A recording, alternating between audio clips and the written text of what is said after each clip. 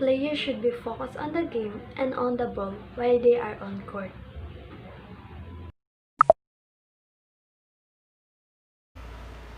Setter. They aim to receive the second touch, setting it for an attacking player.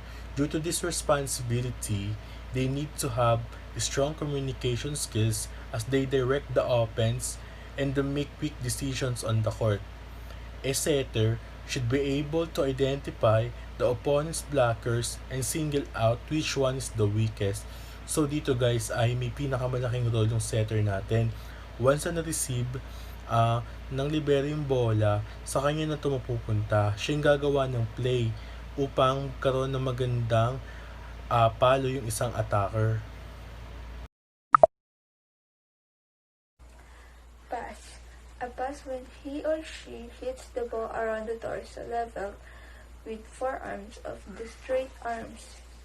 The player moves arms unattached under the approaching ball, stops, and takes a well-balanced and low passing position. 1. You need to bend your knees like this and lean forward. Step 2.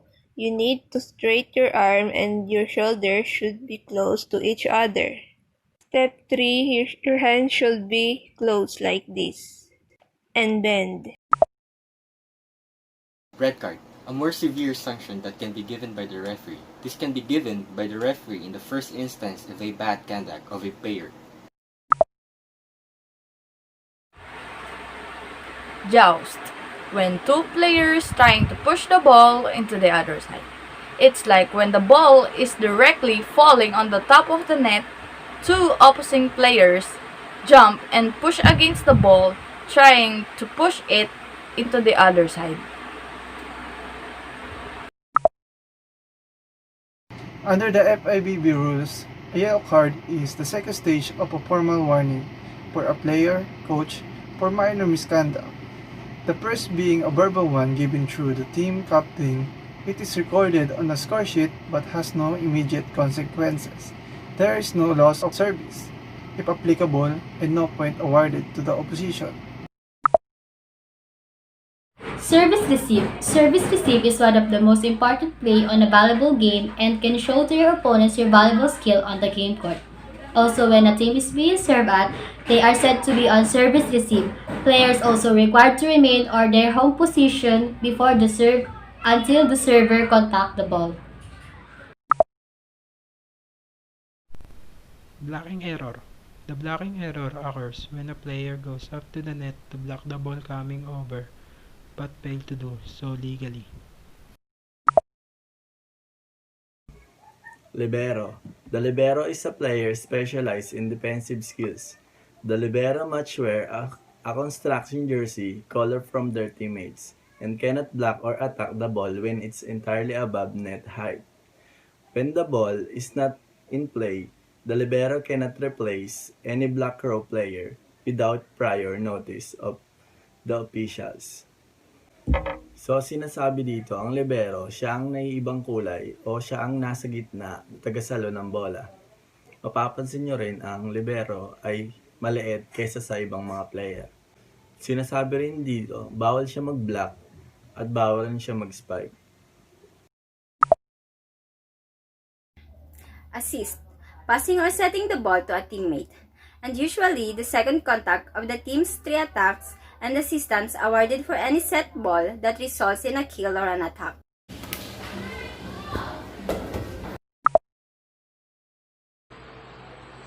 Defense is the actions that a team takes from the time the ball is conducted and or controlled by its opponent until the ball crosses the plane of the net and is either stuffed, blocked back to your opponents, or controlled for an offensive play by your team. Defense Hit is to offensively strike the ball in an effort to terminate the rally for a side out or point. Deuce. The term deuce means tied score. Let us imagine that this is the scoring. When two teams are tied on 24 points, deuce will be played until one teams win by 2 points. Center line. The center line is a boundary that runs under the net and divides the court into two equal halves. Block. A defensive play by one or more players meant to deflect a spike ball back to the hitter's court. It may be a combination of one, two, or three players jumping in front of the opposing spiker and contacting the spike ball with the hands. Underhand Serve. The underhand serve was successfully employed by the Japanese teams. An underhand serve is a volleyball serve in which the ball is given a slight underhand toss from about waist high and then struck with a close piece by the opposite hand. Kill, an attack by the player that is not reachable by the receiver player on the opposite turn and lead direct to the point or lose any read. Dig a play past the ball which has been attacked by the opposite league are only give when player receiver an attack ball and it is pay it play. Now let's talk about free ball. Free ball defense, it is also called a W formation because 5 players will form a letter W while the setter is waiting for the receiving of the ball. The free ball attack where the opponents bob the ball over or to set the ball over on the third contact. The reason why it is also called free ball because this is the easiest type of ball to pass because we don't need down balling and don't expect the ball. Line shot. A line shot is attacking the ball down an opponent's sideline. The ball is usually hit down at the line just outside the outside blocker or over the top of the outside blocker. Overhead passing. The overhead pass involves hitting the ball using an overhead playing motion to direct the ball to your teammate. The ball is played with the fingers using an overhead setting action. So what is overhand serve? It is a serve which the player tosses the ball with one hand and strikes it in the air above their head with the other hand. Overhand serving is more advanced than underhand, but that does not mean it's impossible. You won't master the serve right away, so be patient. Remember that practice makes perfect. Please set up an attacker who is in front of you. So, ang next naman natin na topic ay ang rotation. Rotation, ito yung paglipat ng mga player sa volleyball. For example, yan. Ganito mag-rotate ang mga player sa volleyball. Pa-clockwise siya.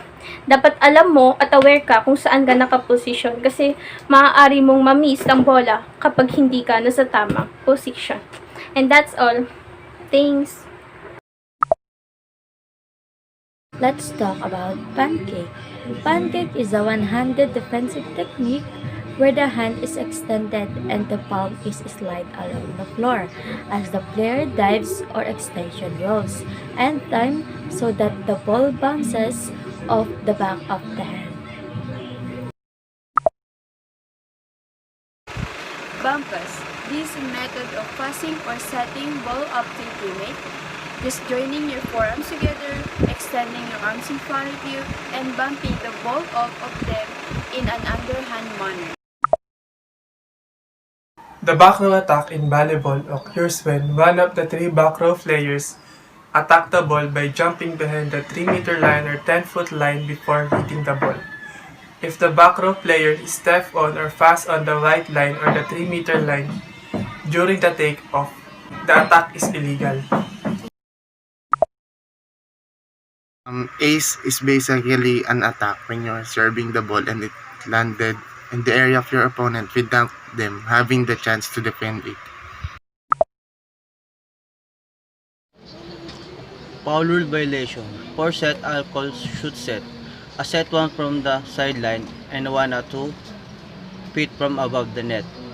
For the outside hitter, 4 to 6 player team using 4 hitters and 2 setter.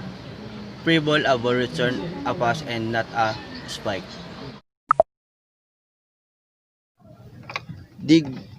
A first hit of an attack, ball resulting in a successful pass. Often, the volleyball is hit low or close to the ground.